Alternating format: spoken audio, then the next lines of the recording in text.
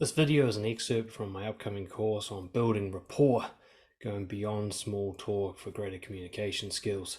If you like what you see in the video, you want to see the whole video and the rest of the course, check out the link below. In this video, we're going to be talking about external training that adds to your social abilities. So that is things that aren't necessarily social, but will make you better at building rapport with people and make you a better conversationalist. And one of the best pieces of dating advice I ever received was become someone that you would recommend to others. So this isn't just about communication skills. Your ability to talk to someone is not all that's required to build rapport. You need to become someone that's valuable to have in a life. Now, it doesn't mean that you must provide value to be a good person. And I'm not talking about this kind of achieving, impressing people thing. I'm just talking about the fact that you've got to have a life of your own that you've created that's authentic to you, and that in and of itself will be attractive to your kind of people. So in this video, we'll talk a little bit about those elements of your life that need to be built, as well as kind of random or arbitrary skills and practices that will add to your rapport building abilities. Mindfulness meditation. Now, the benefits of mindfulness meditation are a huge list, especially in terms of your cognitive abilities. But in relation to building rapport, you'll remember in previous videos that I've talked about the importance of being able to pay attention while somebody's speaking. Well, paying attention is like a muscular skill. You can get better at it. You can sustain your attention for longer periods of time. But more importantly, with mindfulness meditation, you can practice letting go of thoughts as they come up, which is the biggest distraction during a conversation. So if you're practicing for 5 or 10 minutes every morning how to let go of thoughts as they come up, then when you're in a conversation with somebody, you'll be better able to keep your attention on what they're saying, lose sight of whatever it is you wanted to say, and come back to them and make them feel really heard and understood. Reading and self-education. Now, of course, there are a number of benefits that go far beyond rapport building.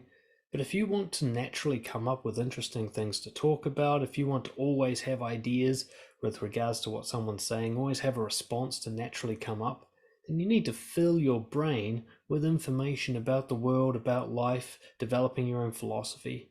If you're actively learning things that you're excited about, they will naturally come up in conversation and you'll show that you have an interest and a passion for life.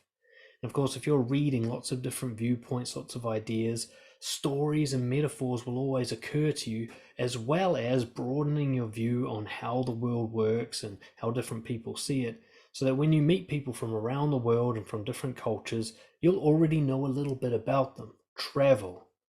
There is a high correlation between people who struggle to build connection and a lack of moving around the world. Now, of course, this will be limited by your budget and your options, but even exploring your own village, your own town is available to you. It's amazing to me how many people don't even know their own country. They've seen very little of it. Tourists see more of it than they do. As you travel around, especially as you expose yourself to different cultures, different ways of living, different scenery and landscapes, you broaden your vision of the world. You gain all this great insight, especially into human dynamics and psychology. You know, if you travel around the world, you'll start to see how people are different, but also how they're the same. And when you start to see those underlying commonalities that all humans from all over the world have in common, you'll see what we can really connect on. Hobbies. Hobbies kill two birds with one stone. Firstly, hobbies are a great way to meet people who are likely to be a good fit for you. Now, that's assuming you choose hobbies you actually want to do that have a social element to them.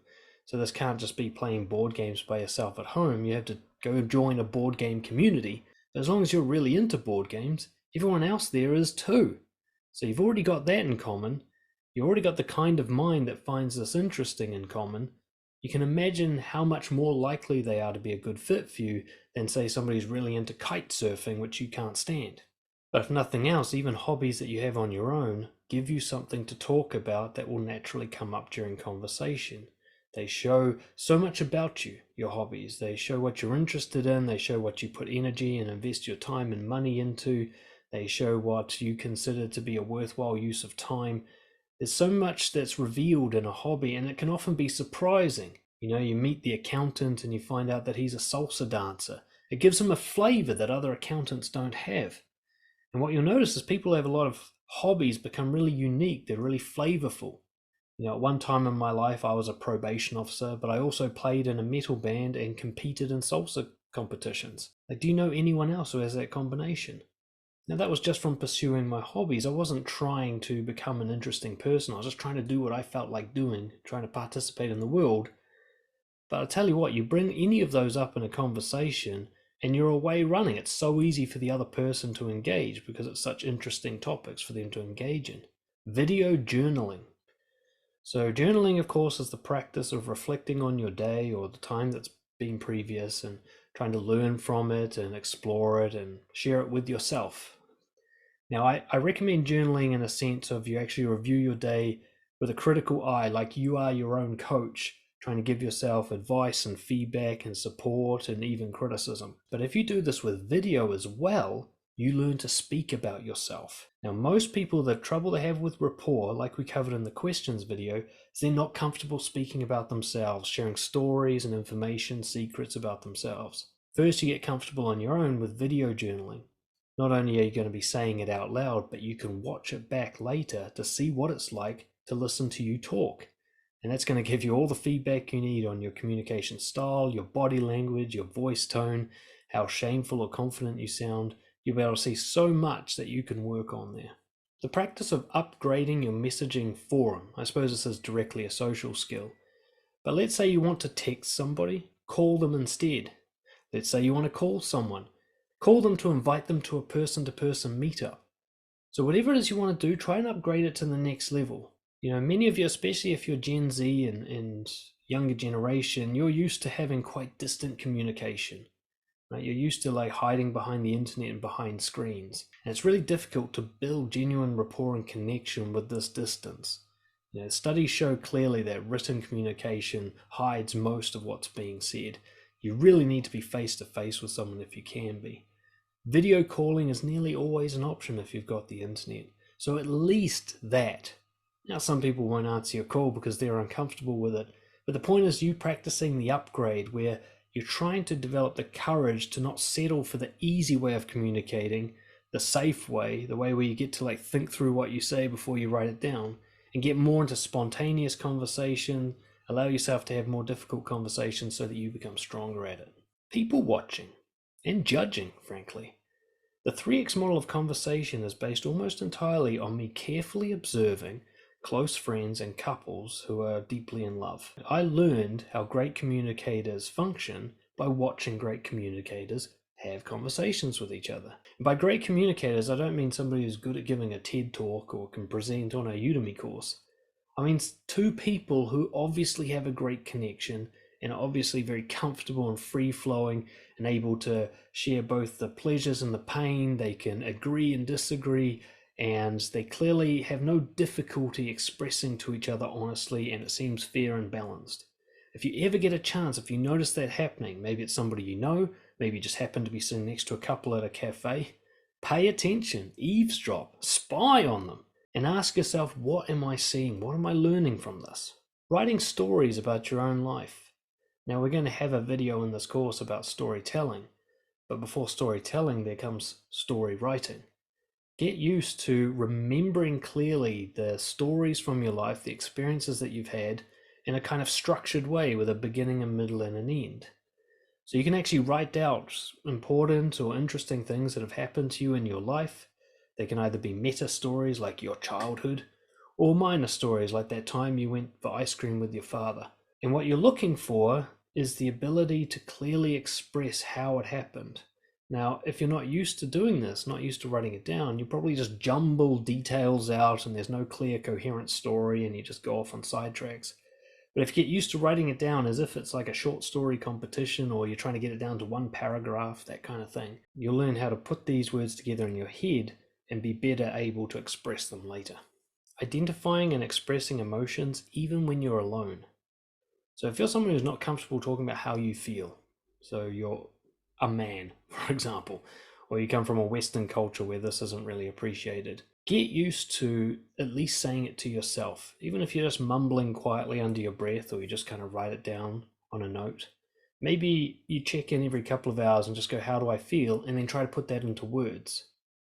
Because you need to be able to express emotions in order to connect with people. but a lot of you won't even know what words to use. You won't even be able to identify a feeling. You just be like, there's something here, rather than sadness, anger, frustration, the sense that something bad's going to happen. If you start practicing putting it into words and saying it out loud, it won't feel so awkward and stuttery doing it with real people. For practicing a lot of the techniques in this course, you can actually use television shows, Netflix shows, movies, anything where there's lots of dialogue and people talking about interesting stuff. And what you can do is you can pause the show when somebody's finished speaking and respond to them as if they're having a conversation with you. Probably don't want anyone to know that you're doing this unless you're totally shameless. But the point is, you can use these kind of fake actors as practice tools, right? So let's say you want to learn how to do reflective listening. You just pause the TV when the guy's finished talking, reflect what he said back to him, and then press unpause and keep going. Generally studying psychology and philosophy. I mean, the more you learn about how humans function, how the brain functions, what happens in social dynamics, things like cognitive biases and how people behave in groups and how culture affects behavior and just how people make decisions and how people generally feel during social interactions. I mean, there's so much free information about this stuff on the internet now that you can become a master of psychology for no cost at all. If you spent 5 to 10 minutes a day watching something new from a reliable source on human psychology, on communication, on how people think, you're going to have more and more understanding of why people are doing what they do. You'll be better able to build rapport with them because you'll understand them better. And psychology is always an interesting topic. People always love talking about people, right? So you're going to build up a great wealth of information that people will want to talk about. Partner dancing. This was a breakthrough for me personally. I did salsa dancing and then I did a different style called zouk. But the style of dancing where there's a lead and follow dynamic, it doesn't have to be male and female necessarily, but two people are touching each other and one is leading the other. One's kind of doing the show and the other one's doing the control. Not only does this get you really comfortable with touching people, but it also shows you how to build a connection without words, how to build it with your body language, how to bring a frame to a conversation that's completely soundless. It also follows a lot of the common patterns that we have to deal with. Like if I go and ask someone to dance, then we dance and we figure out how our connection is, and if I like them, I dance with them some more, and if not, I say goodbye. Those are all the same dynamics as dating. You know, asking someone out, initiating, deciding whether or not you want to see them again. If you do, inviting them further. You're learning all the same stuff that applies with job interviews, everything. So partner dancing is not only great for developing all those kind of deeper, more intuitive connection skills, it's also just a great social environment. You get to meet lots of people who are into self-development, who are generally pretty kind and compassionate and fun to be with. The final one on the list is learning another language. There are some studies I've seen that show learning another language actually enhances how your entire brain functions. So that's got to be good.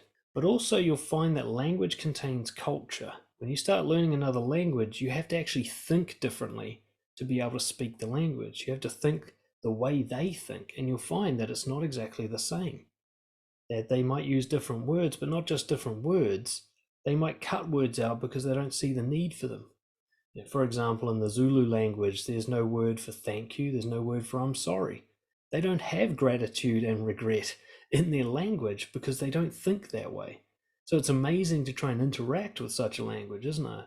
You'd have to come from this Western point of view where you think you have to say thank you when someone gives you a gift, to a point of view where giving the gift is deemed to be an act on the behalf of the other person, so there's nothing you need to do about it. You don't need to validate them.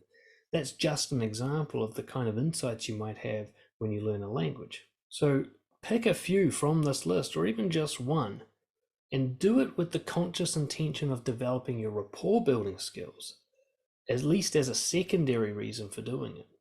And watch how it affects the way you socialize. If it works well, keep doing it, and if not, come back to the list and try a different one. Thank you so much for watching. If you want to master your social world and develop the skills to build deep connections with anybody, get in touch, dan@brojo.org, and we'll talk about coaching.